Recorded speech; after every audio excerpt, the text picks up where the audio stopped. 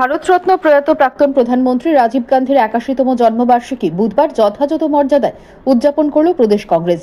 এদিন সকালে আগরতলার কংগ্রেস ভবনের সামনে জাতীয় পতাকা ও দলীয় পতাকার পাশাপাশি অন্যান্য শাখা সংগঠনের পতাকাও উত্তোলন করা হয়। পরবর্তীতে কংগ্রেস ভবনের সামনে রাজীব গান্ধীর পূর্ণবায়ন মূর্তিতে শ্রদ্ধার্ঘ্য নিবেদন করেন প্রদেশ কংগ্রেস সভাপতি আশিস কুমার সাহা সহ অন্যান্য নেতৃত্ব। তারপর গান্ধীঘাটে গিয়ে শহীদ বেদিতে শ্রদ্ধার্ঘ্য নিবেদন করেন তারা।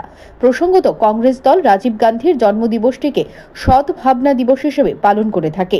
সাংবাদিকদের মুখোমুখি হয়ে প্রদেশ কংগ্রেস সভাপতি আশিস কুমার সাহা দেশকে এগিয়ে নিয়ে যেতে রাজীব গান্ধীর স্বপ্ন ও আদর্শকে মনে রেখে নতুন প্রজন্মকে উদ্বুদ্ধ করার আহ্বান জানান। এই দিনটিকে সামনে রেখে বৃক্ষরোপণ কর্মসূচিও পালন করা হয়।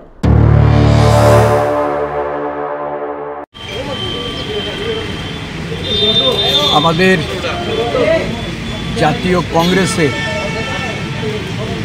অবিসংবাদিত নেতা, ভারতবর্ষে প্রয়াত প্রধানমন্ত্রী ভারতরত্ন রাজীব গান্ধী আজকে ৮১তম জন্মতিথি। এই দিনটি সারা দেশে জাতীয় কংগ্রেসের পক্ষ থেকে সদ্ভাবনা দিবস রূপে পালিত হচ্ছে।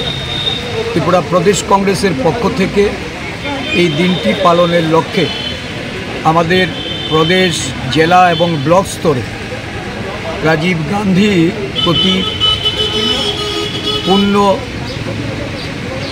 শ্রদ্ধা সহকারে আমাদের এই কর্মসূচি আমরা পালন করছি।